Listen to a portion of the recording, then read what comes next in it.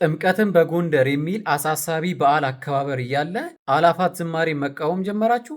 አላፋት ዝማሬ እኮ ሁሉም ሕዝብ በአንድነት ነጭ ለብሶ ለጌታ የሚዘምርበት፣ ጌታን የሚያከብርበት፣ በመወለዱ ደስ የሚልበት የሚገርም በኢትዮጵያ ኦርቶዶክስ ተዋሕዶ ቤተ ክርስቲያን ታሪክ ታይቶ የማይታወቅ የበዓል አከባበር ነው። ይሄንን ለመቃወም ግዴታ ሴጣን መሆን ነው ያለብኝ። ይሄንን ቆንጆ በዓል ልክ ሴጣን የተመሰገነበት ዕለት አስመስለ እየተቃወምከው ለማውረድ እየሞከርክ፣ በተቃራኒው ግን ጥምቀትን በጎንደር ተብሎ ተጠማቂው እያለ የበዓሉ ባለቤት ጌታ እያለ ለጎንደር የሚዘመርበት፣ ለምኒልክ የሚዘመርበት፣ ለቴዎድሮስ የሚዘመርበት፣ ለበላይ ዘለቀ የሚዘመርበት፣ ለእቴጌ ጣይቱ የሚዘመርበትን ዕለት ችላ ብለህ ታየዋለህ። ጉዳይህ አይደለም። ለስንት ዘመናት ጥምቀትን በጎንደር የሚለውን በዓል አከባበር አየው። አንድም ቀን ተደስቼበት የማላቀው በዓል ቢኖር እሱ ነው። ሰው እንዴት በዓመት አንዴ የሚመጣውን የጌታችን የመድኃኒታችን የኢየሱስ ክርስቶስን የጥምቀት በዓል ለሱ ጊዜ መስጠቱን፣ ለሱ መዘመሩን፣ ለሱ መስገዱን፣ ለሱ በአደባባይ መመስከሩን፣ ጌትነቱን፣ አዳኝነቱን፣ ንጉስነቱን መመስከር ትቶ ከዚህ በፊት ኢትዮጵያን መርተው ላለፉ ነገስታት ሲዘል ሲጨፍር እነሱን ለማንገስ ቀኑ ሙሉ ሲጋደል እንዴት ይውላል? ደግሞ እኮ አያፍሩም። ይህንንም ይቃወሙኛል። ባለፈው ሰሜንን ለኢየሱስ ብለው የሆነ ሰው የጀመረውን እንቅስቃሴ እነዚህ መናፍቃን እኛን ኢየሱስን ሊያስተምሩ ይሞክራሉ፣ እኛ የሊቃውንት ሀገር ብለው ሲፎክሩ አየው። እስቲ የሊቃውንት ሀገር መሆኑን አሳዩን። ጥምቀት እየመጣ አይደለ? ጎንደር የሊቃውንት ሀገር መሆኗን ኢየሱስን እንደምታውቅ ጌታዋ አምላኳ አዳኟ እንደሆነ እስቲ በራሱ በዓል ላይ በጥምቀት ላይ በይፋ አሳዩን። እስቲ ጥምቀትን በጎንደር ላይ ኢየሱስ ጌታ ነው፣ ኢየሱስ ያድናል የሚል ቲሸርት አይታችሁ ታውቃላችሁ? እስቲ አንድ አይታችሁ ታውቃላችሁ? ምኒልክ ንጉሥ ነው፣ ቴዎድሮስ ሞተልኝ፣ እንትና እንደዚህ ሆነልኝ የሚል ጥቅስ እየደረደሩ ባንዲራ እየተሸከሙ ለጎንደርና ለነገስታት ሲጨፍሩ መዋል የሊቃውንት ሀገር አያስብልም። ሊመርህ ይችላል። እየመረረም ቢሆን ትውጠዋለህ። አስረግጬ ነው ምነግርህ።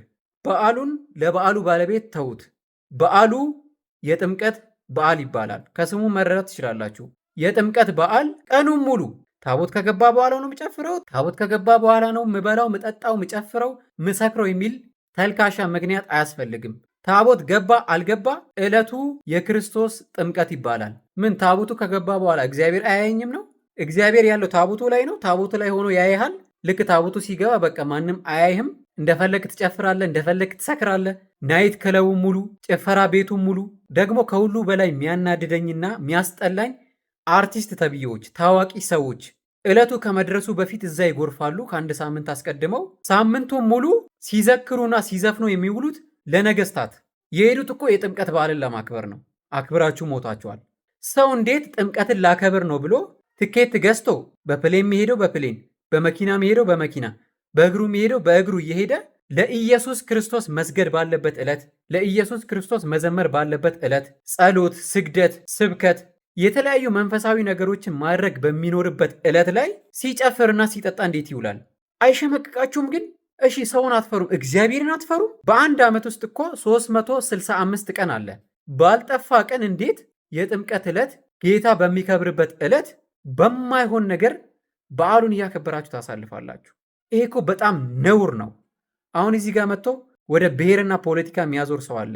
እኔ ያንተን ብሔርና ፖለቲካ ቀቅለ ብትበላው ገደል ብትከተው ጉዳይ አይደለም። እኔ ጉዳዬ ይታያል አይደለ? ይህንን ያሰርኩት የስም ኦርቶዶክስ ለመባል አይደለም።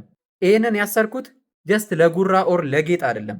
እናንተም እርግጠኛ ነኝ አንገታችሁ ላይ ያሰራችሁት እንደ አንገት ሀብል ለጌጥና ለከንቱ ነገር አይደለም። አንገት ላይ መስቀል አስረ ስትጨፍርና ስትጠጣ አትዋል። ዕለቱ የክርስቶስ ዕለት ነው። ዘምርለት፣ ስበከው። ኢየሱስ ጌታ ነው ብለህ ስበከው። ኢየሱስ ያድናል ብለህ አዳኝነቱን ንጉስነቱን ስበከው። በዓመት አንዴ እንኳን መስበክ ይከብደናል። የሊቃውንት ሀገር ኢየሱስን ከኛ በላይ አያውቅም። የ3000 ዘመን ታሪክ አለኝ። አሳየኛ። በዓመት አንዴ የሚመጣውን በዓል ጌትነቱን፣ አዳኝነቱን፣ አምላክነቱን ካልመሰከርክልኝ፣ አደባባዩን ኢየሱስ ኢየሱስ በሚል ስም ካላናወጥከው በምን አውቃለሁ እኔ አንተ ሊቃውንት ሆንክ? የ3000 ዘመን ታሪክ አለህ የለህም? በምን አውቃለሁ ካላሳየኝ? ይሄንን በዓል የኢትዮጵያ ኦርቶዶክስ ተዋሕዶ ቤተ ክርስቲያን ኃላፊነት ወስዳ ልትቆጣጠሩ ይገባል። ቤተ ክርስቲያናችን ክርስትና እንጂ ባህላዊ አይደለችም። ባህላችሁን ወጋችሁን ሰብስባችሁ ቤተ ክርስቲያን ውስጥ አታስገቡት። 365 ቀን አለ። ከዛ ውስጥ 364 ቀኑን እንደፈለጋችሁ መጨፈር፣ እንደፈለጋችሁ መጠጣትና መዝናናት ትችላላችሁ። ዕለቱ ግን የጥምቀት በዓል ይባላል። ቀኑን ለባለቤቱ ለጌታው ተውለት።